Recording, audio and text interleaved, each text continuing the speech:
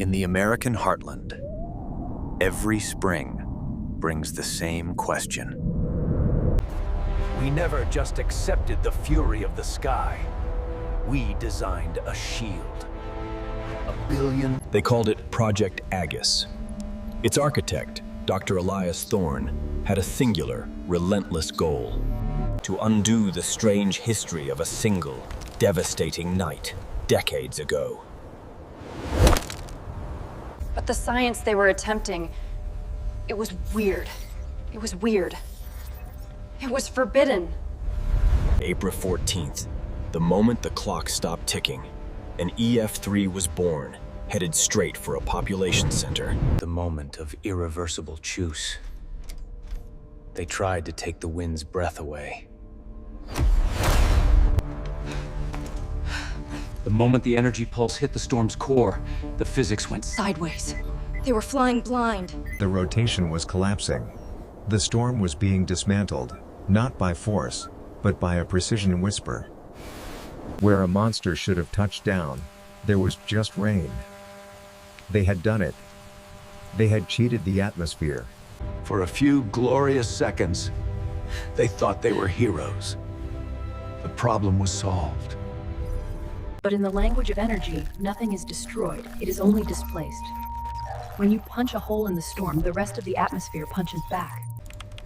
3 weeks later, Sarah was the first to see the weird consequence. An abnormal pressure spike over the Atlantic.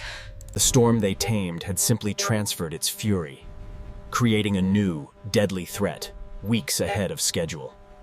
Thorne dismissed it as an anomaly, a statistical hiccup.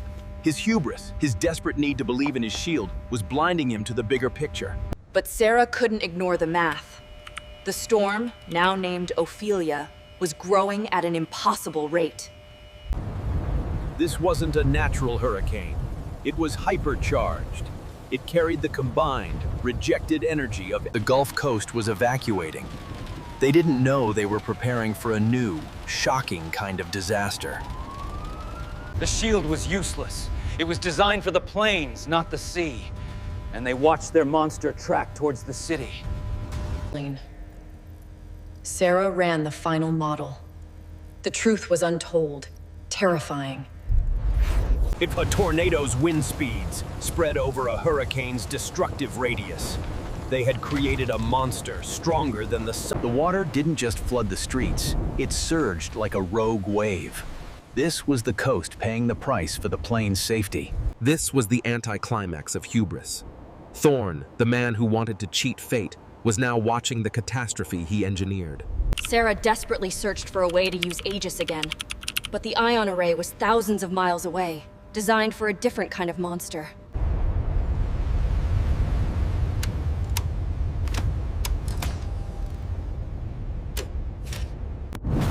The official report cited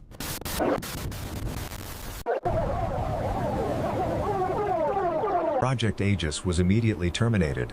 The technology that briefly conquered the tornado was now considered too bizarre and dangerous to exist. Thorne and Sarah left the facility for the last time, carrying nothing but the knowledge of the monster they accidentally unleashed. The true findings on the hybrid storm were classified immediately. The geoengineering data was locked away. But you can't classify the atmosphere. The energy they release still vibrates in the air.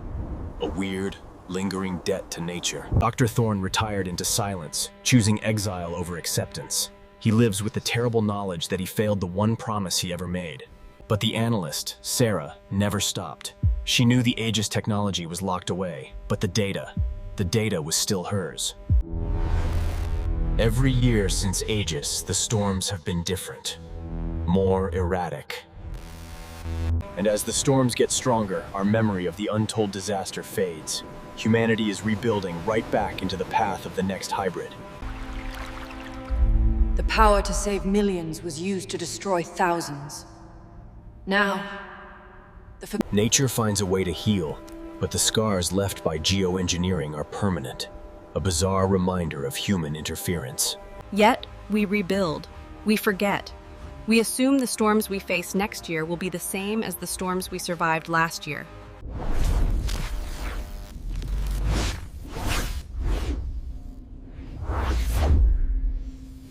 Every life he tried to save was replaced by a burden of guilt. The untold tragedy of the man who flew too close to the sun. The science is shelved. But the question remains, demanding an answer. The technology is not destroyed. It's simply waiting for the government. Tell us, would you risk creating a monster to save your own city? Let us know in the comments below.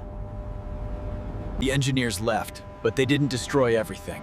The data, the raw, untold truth of the hybrid storm still exists on forgotten drives. Every monitor, every cable, every piece of evidence of the bizarre experiment was systematically scrubbed, erased from the public record. But Sarah knows the atmosphere doesn't forget. She knows the rules they broke still govern the skies above us. Every thunderstorm, every pressure drop, every season feels like a silent... You can't look at a simple rain shower without seeing the coast. The cost of playing God is carried.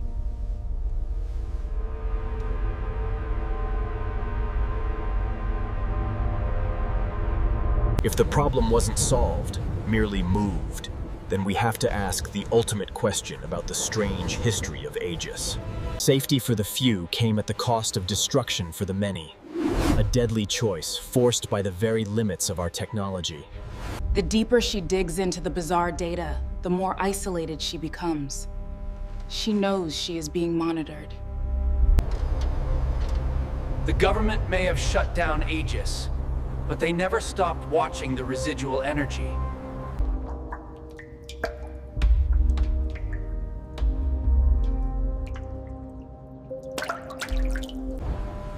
A life defined by one successful moment and one catastrophic consequence.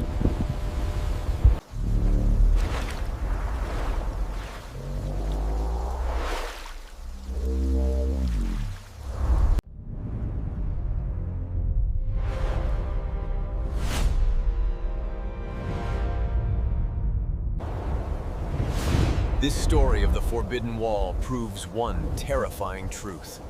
When humanity interferes with nature... Dr. Thorne learned the hard way that power comes with impossible accountability. He hopes the untold story ends here. Now, it's your turn. If you had the power to stop a tornado but knew the terrible cost, what would you do? Like and share this video, and subscribe for more bizarre, untold history. Don't miss the next secret.